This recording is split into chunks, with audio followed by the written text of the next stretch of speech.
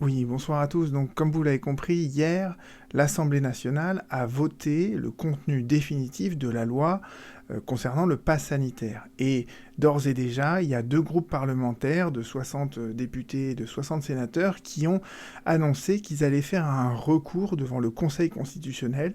Et c'est ça que je voudrais juste vous exposer aujourd'hui, comment ça fonctionne ce recours, parce que j'ai eu plusieurs questions de ce point de vue-là. Est-ce que le Conseil constitutionnel va censurer toute la loi ou seulement certaines des dispositions de la loi, et comment ça se passe. Donc je voudrais juste faire une vidéo pédagogique sur ce point, sur comment fonctionne le Conseil constitutionnel.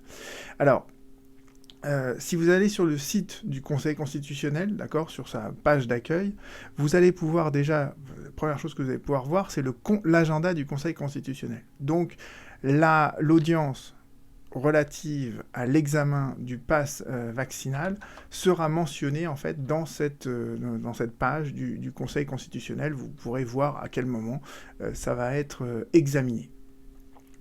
Autre chose qui est très important de comprendre, c'est que sur cette page du Conseil constitutionnel, vous pouvez accéder à toutes les décisions du Conseil constitutionnel. Et il y a, et c'est ça que je voudrais vous expliquer maintenant, deux types de décisions. Et c'est très important de comprendre ces deux types de décisions parce que ça vous permet de comprendre aussi quels sont les enjeux du recours qui va être formé, mais que ce recours-là, s'il est mal fait, c'est pas irrémédiable non plus.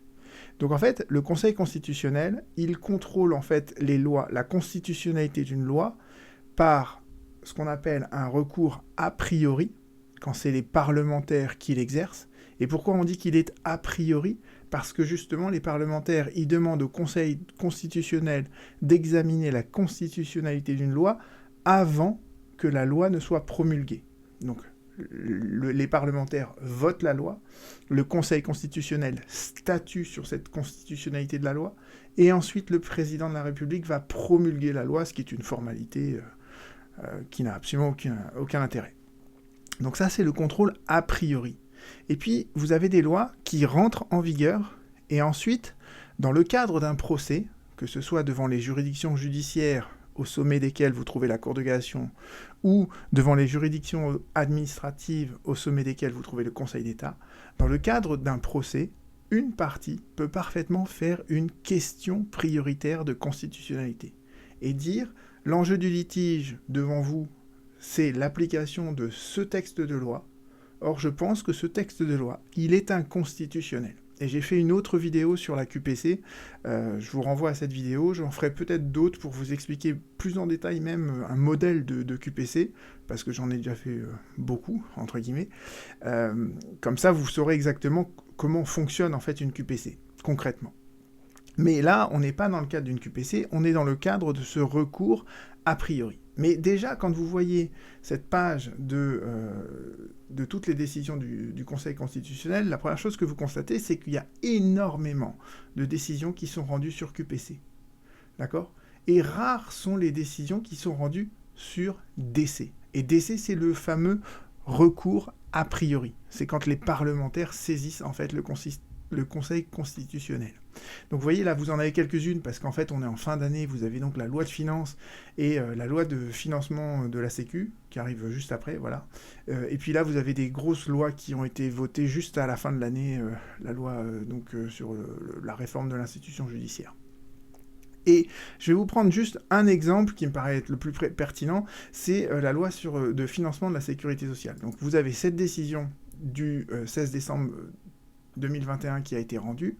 Je vous mentionnerai le lien donc sous cette vidéo. Je vous en ai déjà parlé de cette décision quand j'ai fait ma vidéo sur les cavaliers sociaux, les cavaliers législatifs. En fait, dans cette décision, à la fin de cette décision, le Conseil constitutionnel a censuré plusieurs cavaliers sociaux. Et quand vous regardez la colonne de gauche, vous voyez, bon, parfois il y a des communiqués de presse, c'est pas toujours le cas, mais vous voyez en fait un peu toute la procédure qui s'est déroulée devant le Conseil constitutionnel. Vous avez le texte qui a été adopté par le Parlement, donc là en l'occurrence la loi sur le pass vaccinal d'hier. Vous avez ensuite la saisine par les parlementaires, que vous allez pouvoir consulter, et je vais vous la montrer. Vous avez ensuite les observations du gouvernement, parce qu'on est dans le cadre d'une procédure contradictoire, donc en fait il y a une saisine qui dit ces dispositions-là sont inconstitutionnelles, et le gouvernement il va défendre son steak en disant si elles le sont. Vous pouvez éventuellement avoir des contributions extérieures, mais ça, c'est pas obligatoire. Et vous avez ensuite donc le dossier législatif, le dossier devant le Sénat. Et généralement, après, vous avez une analyse en fait de la décision, mais le Conseil constitutionnel met un peu de temps à la rédiger. Mais c'est très intéressant cette analyse parce qu'il vous explique pourquoi sa décision, elle est conforme à tout ce qu'il a jugé auparavant. Qu'il n'y a pas de rupture, ou si jamais il y a des évolutions dans sa jurisprudence, pourquoi il a fait ces évolutions. Donc ça, c'est la décision du Conseil constitutionnel lui-même. Et ce que je voudrais vous montrer maintenant, c'est cette saisine de la part des 60 sénateurs.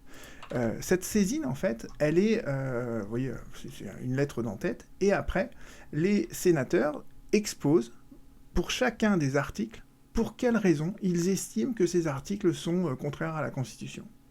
Donc vous voyez, alors parfois, c'est rare, dans la saisine, on vous dit toute la loi est inconstitutionnelle, mais ça s'est jamais vu que le Conseil constitutionnel considère qu'une loi en entier est inconstitutionnelle. En revanche, certains articles peuvent l'être pour des raisons précises, et dans ma précédente vidéo, je vous ai déjà listé au moins 5 ou 6 raisons pour lesquelles je pensais que certains articles de la loi étaient inconstitutionnels. Donc les parlementaires, notamment je pense à M. Mélenchon qui a annoncé qu'il allait faire ce recours, il va rédiger ce document en disant à chaque fois pour quel article il pense qu'il y a une inconstitutionnalité.